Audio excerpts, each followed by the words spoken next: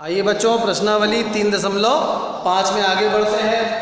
चौथा प्रश्न, 4 अंकों की सबसे बड़ी संख्या लिखनी है और उसे अभाज्य गुणनखंडों के रूप में व्यक्त करना है बच्चों। तो सबसे पहले 4 अंकों की सबसे बड़ी संख्या आप सभी जानते हैं, 4 बार 9 लिख देना है आपको, अर्थात 9999।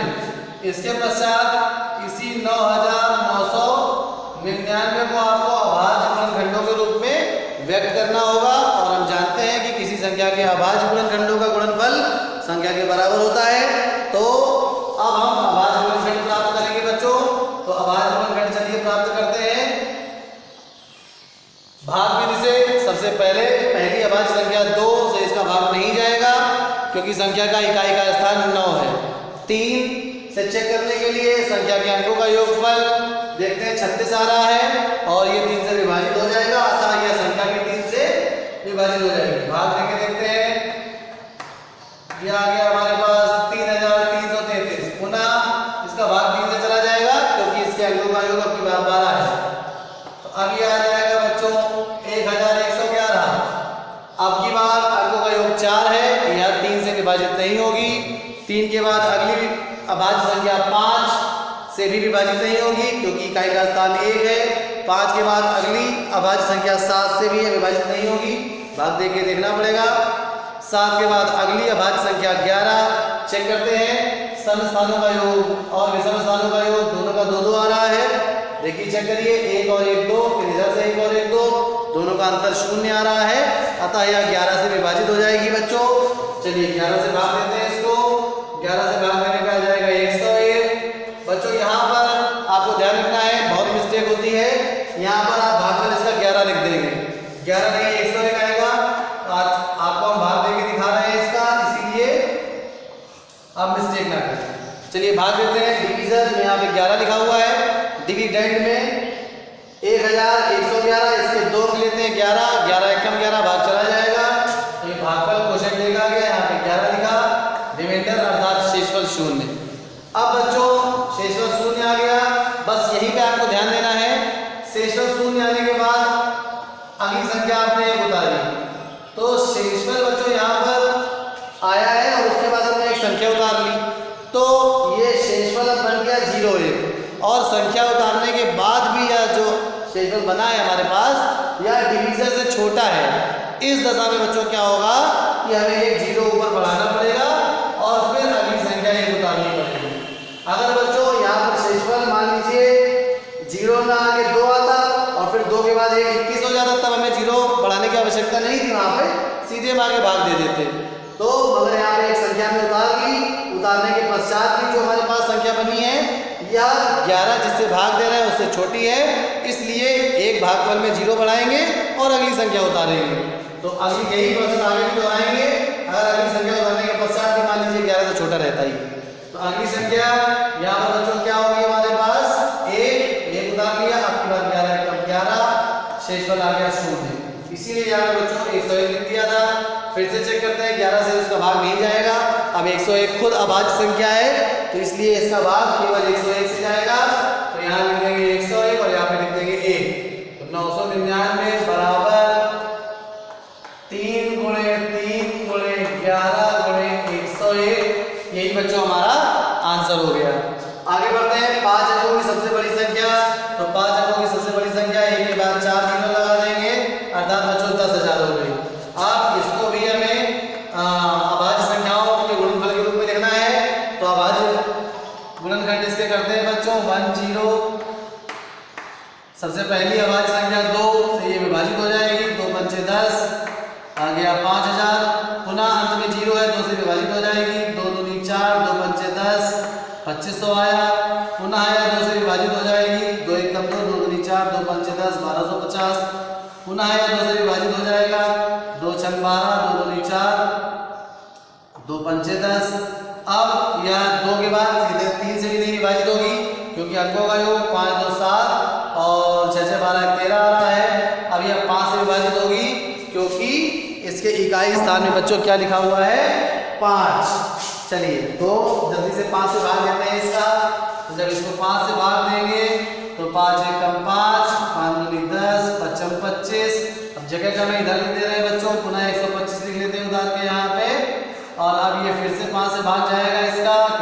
का स्थान 5 है, 5 दूनी 10 पचम 25, पुनः 5 से पचम 25, फिर 5 एकम 5। तो इसके बाद गुणनखंड आ गया हमारे पास।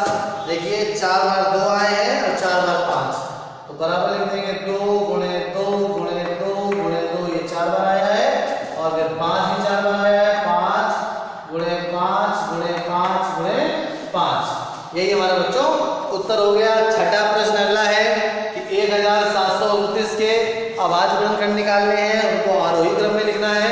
तो बच्चों जिस प्रकार से हम अभाज्य गुणनखंड आपको निकलवा रहे हैं, ये सारे ही आरोही क्रम में हैं। और उसके बाद प्रश्न में कहा गया है कि अगर इन अभाज्य गुणनखंडों में कोई आपको एक शर्त नजर आए या कुछ सिमिलरिटी नजर आए, तो उसको भी आपको पहचान के लिख देना है कि अभाज्य गुणनखंडों में कोई संबंध तो नहीं है।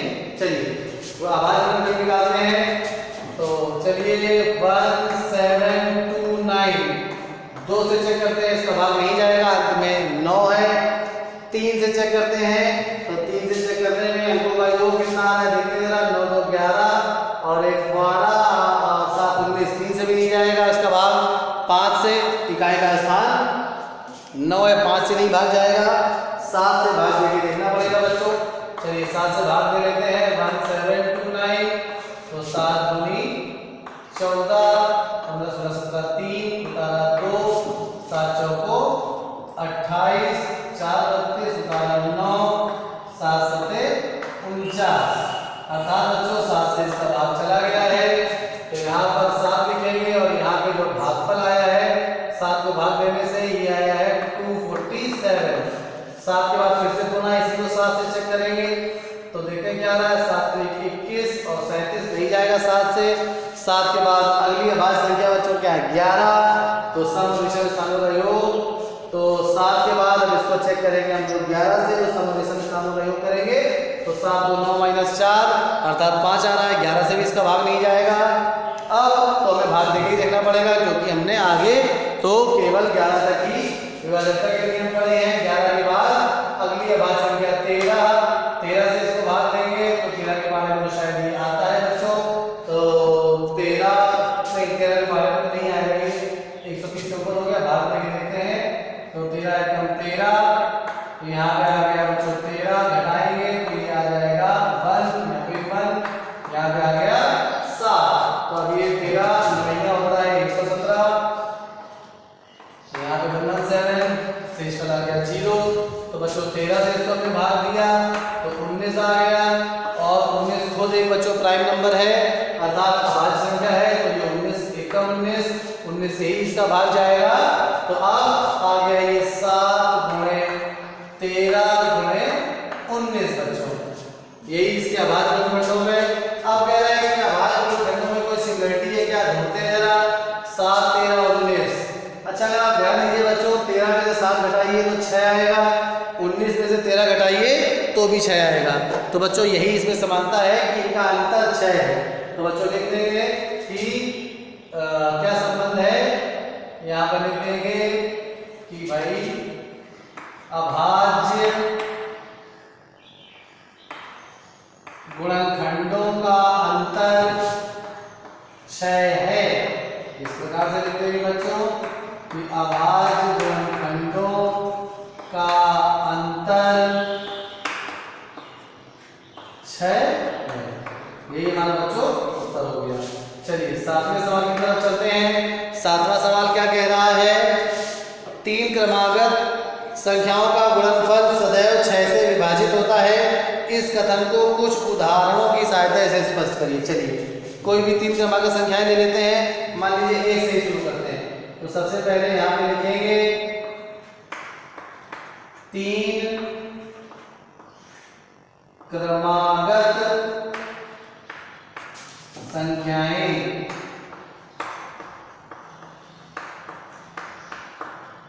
चलिए 3 क्रमागत संख्याओं का पहला समूह ले लेते हैं, मान लीजिए 1 2 और 3। तो यहाँ पर हम इस प्रकार से आपको बता रहे हैं बच्चों, थोड़ा सा एक टेबल बना देते हैं तो और इंटरेस्टिंग हो जाएगा। यहाँ पे संख्याएं लिखेंगे और यहाँ पे लिखेंगे गुणनफल, और यहाँ पे लिखेंगे कि 6 से विभाजित है कि नहीं। 6 से विभाजित है या नहीं। चलिए तो मान लीजिए संख्याएं 3 क्रमांक लिखते हैं। मान लीजिए मैंने लिखा 1 2 3, तो इनका गुणनफल बच्चों कितना आएगा? 1 दूनी 2 तिहाई 6। तो ये बच्चों 6 से विभाजित है बच्चों, बिल्कुल ये 6 से विभाजित है। 6 कब 6 ही होता है, तो यहाँ पे लिख देंगे हाँ है विभाजित। और एक अन्य उदाहरण ले लेते हैं जिसमें बच्चों यही बताया जाएगा, चेक करना है 6 से विभाजित है कि नहीं। तो मान लीजिए हम अगला 3 क्रमांक संख्या ले लेते हैं। मान लीजिए हमने ले ली 2 3 और 4, इनका गुणनफल 2 तिहाई 6 चौको 24, 24 6 से विभाजित है। 6 से विभाजकता का नियम क्या था बच्चों? 2 और 3 दोनों से विभाजित होना चाहिए। तो 2 से विभाजकता के लिए इकाई का अंक 4 है और 3 से विभाजन के लिए अंकों का योग 6 आ रहा है। तो ये भी बच्चों 6 से विभाजित है। इसी प्रकार से यही इसका उत्तर हो गया। ऐसे टेबल बना के आपको छोड़ देना है। और एक दो उदाहरण चलिए आपके लिए और ले लेते हैं। मान लीजिए और क्रमांक संख्याएं ले लें। मान लीजिए हमने ले लिया 3 4 5, तो गुणनफल क्या करेंगे इसका?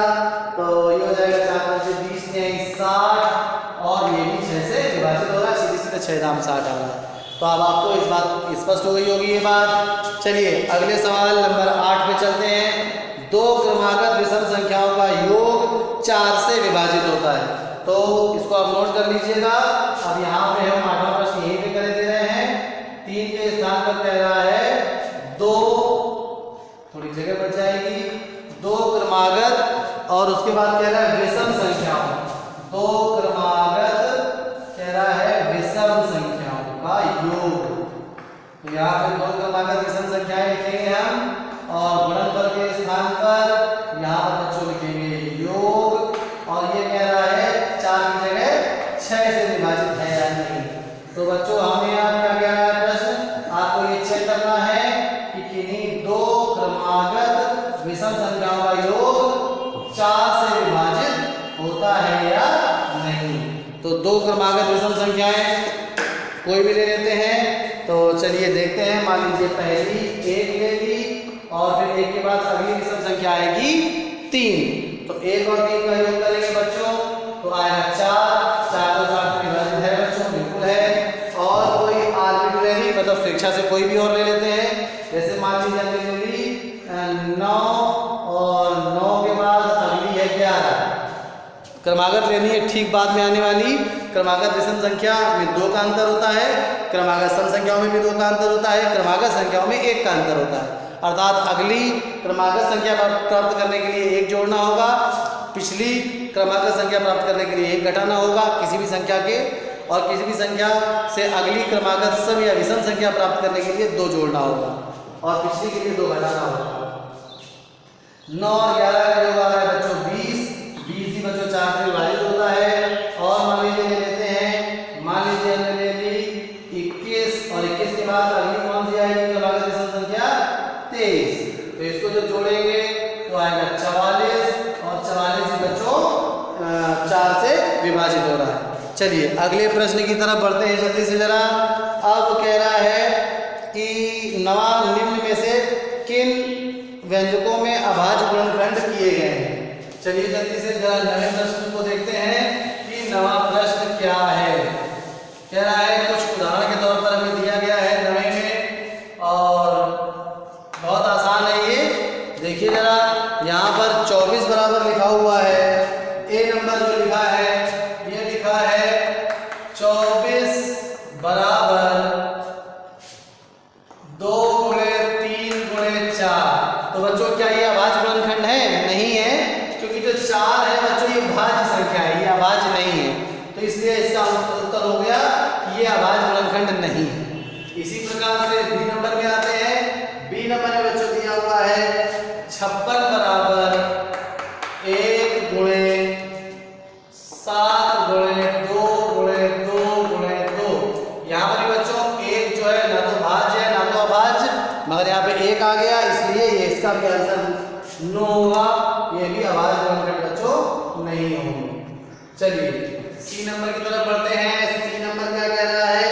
70 बराबर 2 × 5 × 7। हाँ बच्चों इसमें ये सारी ही अभाज्य संख्याएं हैं, इनका गुणनफल 70 आ रहा है, इसलिए इसको हम लिखेंगे यस, ये जो है अभाज्य गुणनखंड है। इसी प्रकार से डी नंबर में बच्चों 54 बराबर दिया गया है 2 गुणे 3 गुणे 9। तो इस दशा में बच्चों यहाँ पर अगर 9 को देखें तो 9 तो भाज्य संख्या है, इसका मतलब ये भी अभाज्य गुणनखंडों के रूप में गुणनखंडित नहीं है, तो हमारा आंसर होगा सी नंबर। अब चलिए 10वें प्रश्न की तरफ बढ़ते हैं। 10वां प्रश्न बच्चों कह रहा है बिना भाग दिए या ज्ञात कीजिए कि क्या 25110 अर्थात 25,110 45 से विभाज्य है कि नहीं। तो 45 से विभाज्य है कि नहीं, इसके लिए क्या करेंगे बच्चों, 45 बराबर हम लोग लिख सकते हैं, क्या लिख सकते हैं, 45 बराबर 5 और 9, तो 5 गुणे 9 45 लिख सकते हैं। अगर मान लीजिए कोई संख्या किन्हीं दो संख्याओं से अलग अलग विभाजित हो रही है तो क्या वह उनके गुणनफल से भी विभाजित होगी। हाँ बच्चों, हम लोगों ने एक टॉपिक पढ़ा था विभाजकता के कुछ और नियम, उसमें पहला ही नियम था ये। तो अब देखते हैं 5 से 25,110 विभाजित हो रहा है, हाँ हो जाएगा, अंत में 0 है। 9 से चेक करते हैं, 9 से विभाजकता का नियम क्या था, अंकों का योग 9 से विभाजित होना चाहिए। तो 5 2 5 7 1 8 1 9 और प्लस 0 अर्थात अंकों का योग 9 आ रहा है, तो यह 5 से भी विभाजित हो रही है और 9 से भी विभाजित हो रही है, अतः यह 45 से भी विभाजित होगी।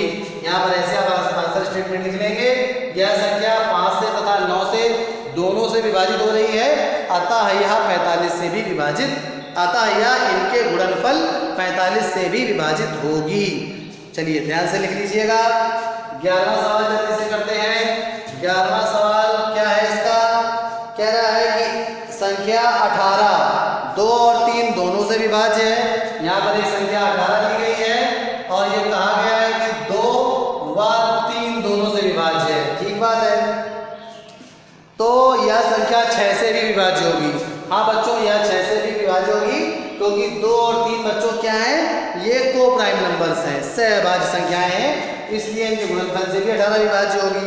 उसके बाद कह रहा है इसी प्रकार 4 और 6 इसी प्रकार एक संख्या कोई दी गई है, मान लीजिए एक कोई संख्या ऐसी है जो 4 और 6 दोनों से विभाज्य है। संख्या में नहीं मालूम, मगर ये पूछा कह रहा है कि एक संख्या जो ऐसी है जो 4 और 6 दोनों से विभाज्य है, तो क्या कह रहा है, तो क्या हम यह कह सकते हैं कि वह संख्या 24 से भी विभाज्य होगी। ये 24 कहाँ से आ गया, ये आवश्यक नहीं है बच्चों। उदाहरण के लिए मान लीजिए हम संख्या 12 ले लें, तो 12 जो है वो 4 से भी विभाज्य है, 6 से भी विभाज्य है, मगर अब 12 24 से विभाज्य है नहीं, 12 तो 24 से छोटी है, अर्थात ये स्टेटमेंट बच्चों गलत है। आप इसी तरह से एक्सप्लेनेशन ले देंगे, आप क्या आंसर लिखेंगे, 12 एक ऐसी संख्या है जो 4 व 6 दोनों से तो विभाज्य है, परंतु यह 24 से विभाज्य नहीं है, अतः यह कथन असत्य है, ऐसा आप लिख देंगे। चलिए अंतिम प्रश्न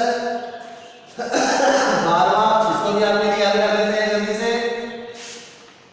12वां प्रश्न, मैं 4 भिन्न भिन्न अभाज्य गुणनखंडों वाली सबसे छोटी संख्या हूँ, क्या आप मुझे ज्ञात कर सकते हैं। अच्छा, अब कह रहा है 4 भिन्न भिन्न गुणनखंडों वाली सबसे छोटी संख्या, 4 भिन्न भिन्न अभाज्य गुणनखंडों वाली सबसे छोटी संख्या। तो आपको क्या करना है, इसमें संख्या प्राप्त करने के लिए आप समझ ही गए होंगे, प्रारंभ से आपको 4 अभाज्य संख्याएं लिख देनी है और उनका गुणन कर देना है बस। तो सबसे पहली अभाज्य संख्या 2, उसके बाद 3 5 और 7, इनका गुणा कर लीजिए, 7 × 35 70 210, तो इसका आंसर हो जाएगा बच्चों 210। चलिए बच्चों, ये प्रश्नावली भी आपकी समाप्त हो गई। अगली कक्षा में हम लोग मातम समाप्त तक सीखेंगे। धन्यवाद।